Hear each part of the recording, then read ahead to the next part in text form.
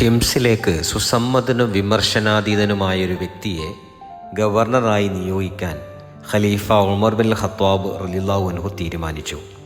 സിറിയയുടെ മധ്യഭാഗത്ത് ദമസ്കസിൻ്റെയും അലപ്പോയുടെയും ഇടയിലുള്ള ഒരു പട്ടണമാണ് ഹിംസ്. മഹാനായ സ്വഹാബി ഖാലിദ് ബിൻ വലീദ് റളിയല്ലാഹു അൻഹുവിൻ്റെ ഖബർ ഇവിടെയാണ്. ഗവർണർമാരുടെ കുറ്റങ്ങളും കുറവുകളും കണ്ടുപിടിച്ച് പരാതികളും നിവേദനങ്ങളുമായി നടക്കൽ ഈ നാട്ടുകാരുടെ സ്ഥിരം തൊഴിലാണ്. അവർ കുറ്റം കണ്ടെത്താത്ത ഗവർണർമാർ ചുരുങ്ങും. ഒരു ഗവർണറും അവിടെ അധികകാലം വാഴാറില്ല. ഒന്നുകിൽ കേന്ദ്രം മടക്കി വിളിക്കും, അല്ലെങ്കിൽ മടുത്ത് രാജിവെച്ചൊഴിയും. അതിനാൽ കുറ്റമറ്റ ഒരു ഗവർണറെ നിയോഗിക്കണമെന്ന് ഖലീഫക്ക് നിർബന്ധമുണ്ടായിരുന്നു. ദീർഘമായ ആലോചനകൾക്ക് ശേഷം സഹാബി ഉമൈർ ബിൻ സഅദ് റളിയല്ലാഹു അൻഹുവിനെയാണ് ഇതിനായി അദ്ദേഹം തിരഞ്ഞെടുത്തത്. ഈ ഒരു നിയമനം നടക്കുമ്പോൾ ഉമൈർ റളിയല്ലാഹു അൻഹു കോട്ടകളും നഗരങ്ങളും പിടിച്ചെടുത്ത് സിറിയയിൽ പടയോട്ടം നടത്തുകയായിരുന്നു. എന്നിട്ടും ഖലീഫ ഉമർ അദ്ദേഹത്തെ തലസ്ഥാനത്ത് വരുത്തി ഗവർണർ പദവി നൽകി ഹിംസിലേക്ക് അയച്ചു. മനസ്സില്ലാ മനസ്സോടെയാണ് ഉമൈർ റളിയല്ലാഹു അൻഹു അത് ഏറ്റെടുത്തത്. കാരണം ദൈവമാർഗത്തിലുള്ള സമരത്തിലായിരുന്നു അദ്ദേഹത്തിന് താല്പര്യം. ഹിംസിലെത്തിയ ഉമൈർ റളിയല്ലാഹു അൻഹു ബഹുജനങ്ങളെ പള്ളിയിൽ വിളിച്ചുകൂട്ടി പ്രസംഗിച്ചു. ജനങ്ങളെ, നീതി ഇസ്ലാമിൻ്റെ കോട്ടയും സത്യം അതിൻ്റെ കവാടവുമത്രേ. കോട്ട തകർക്കപ്പെടുകയും കവാടം ഭേദിക്കപ്പെടുകയും ചെയ്താൽ ഈ ദീനിൻ്റെ പവിത്രത നശിച്ചത് തന്നെ. സുശക്തമായ ഭരണം നിലനിൽക്കുന്നിടത്തോളം ഇസ്ലാം ഭദ്രമായി തന്നെ നിലനിൽക്കും. ഭരണത്തിൻ്റെ ശക്തി ചാട്ടവാറുകൊണ്ട് അടിക്കലോ വാളുകൊണ്ട് വെട്ടലോ അല്ല, നീതി കൊണ്ട് വിധിക്കലും സത്യത്തെ അംഗീകരിക്കലുമാണ്. നീണ്ട ഒരു വർഷം അദ്ദേഹം ഹിംസിൽ താമസിച്ച് തൻ്റെ ഈ നയപ്രഖ്യാപനം നിശബ്ദമായും കർമ്മനിരതമായും പ്രാവർത്തികമാക്കാൻ യത്നിച്ചു. ഈ ഒരു കാലയളവിൽ അദ്ദേഹം കേന്ദ്രത്തിലേക്ക് എന്തെങ്കിലും റിപ്പോർട്ടോ നികുതി വിഹിതമോ അയക്കുകയുണ്ടായില്ല. ഇത് സ്വാഭാവികമായും ഖലീഫ ഉമർ റളിയല്ലാഹു അൻഹുവിൽ സംശയങ്ങളും ആശങ്കകളും ഉയർത്തി. ഗവർണർമാർ ഭൗതിക സുഖങ്ങളിൽ വ്യാപൃതരാവുന്ന കാര്യത്തിൽ ഉത്കണ്ഠാകുലനായിരുന്നു ഖലീഫ. പ്രവാചകനൊഴിച്ച് മറ്റാർക്കും തെറ്റ് സംഭവിച്ചുകൂടായികയില്ലെന്ന് അദ്ദേഹം വിശ്വസിച്ചു.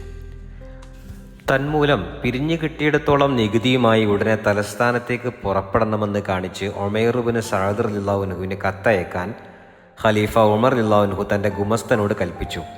കത്ത് കിട്ടേണ്ട താമസം അദ്ദേഹം ആഹാരസഞ്ചിയും ഭക്ഷണത്തളികയും വുളുവിന് വെള്ളമെടുക്കുന്ന പാത്രവും തോളിലേറ്റി ദേഹരക്ഷയ്ക്കുള്ള ഒരു ആയുധം കയ്യിലേന്തി കാൽനടയായി മദീനയിലേക്ക് പുറപ്പെട്ടു. മദീനയിലെത്തുമ്പോൾ അദ്ദേഹം നന്നേ ക്ഷീണിച്ച് വിളറിയിരുന്നു. യാത്രാ ദുരിതങ്ങൾ അദ്ദേഹത്തെ ജീവച്ഛവമാക്കി. ആ ദയനീയ അവസ്ഥ കണ്ട് അമ്പരന്ന ഖലീഫ ഉമർ റളിയല്ലാഹു അൻഹു ചോദിച്ചു, ഉമൈർ, താങ്കൾക്ക് എന്തു പറ്റി? അള്ളാഹുവിൻ്റെ അനുഗ്രഹത്താൽ എനിക്കൊന്നുമില്ല. ഞാൻ ആരോഗ്യവാനും സന്തുഷ്ടനുമാണ്. ദുനിയാവ് മുഴുവൻ കെട്ടിവലിച്ചാണ് ഞാൻ വന്നത്. എന്തൊക്കെയാണ് താങ്കൾ കൊണ്ടുവന്നത്? ഉമർ റളിയല്ലാഹു അൻഹു ചോദിച്ചു. അദ്ദേഹം പൊതുഖജനാവിലേക്ക് പണം കൊണ്ടുവന്നിട്ടുണ്ടെന്നായിരുന്നു ഖലീഫയുടെ ധാരണ. അദ്ദേഹം പറഞ്ഞു, എൻ്റെ ഭക്ഷണസഞ്ചി കൊണ്ടുവന്നിട്ടുണ്ട്. ഉമൈർ അറിയിച്ചു. ഞാൻ ഭക്ഷണം കഴിക്കാൻ ഉപയോഗിക്കുന്ന തളികയും വുളുവിനും കുടിക്കാനും വെള്ളമെടുക്കുന്ന ഒരു പാത്രവുമുണ്ട്. താങ്കൾ നടന്നാണോ വന്നത്? അതേ അമീറുൽ മുഅ്മിനീൻ. ഗവർണറായിട്ട് യാത്ര ചെയ്യാൻ ഒരു മൃഗത്തെ കിട്ടിയില്ലേ? അവർ തന്നില്ല, ഞാൻ ആവശ്യപ്പെട്ടുമില്ല. ബൈത്തുൽ മാലിലേക്ക് താങ്കൾ കൊണ്ടുവന്നത് എവിടെ? ഒന്നും കൊണ്ടുവന്നിട്ടില്ല. കാരണം ഞാൻ ഹിംസിൽ ചെന്ന ഉടനെ അവിടുത്തെ നല്ല വ്യക്തികളെ വിളിച്ച് നികുതി പിരിക്കാൻ ഏൽപ്പിച്ചു.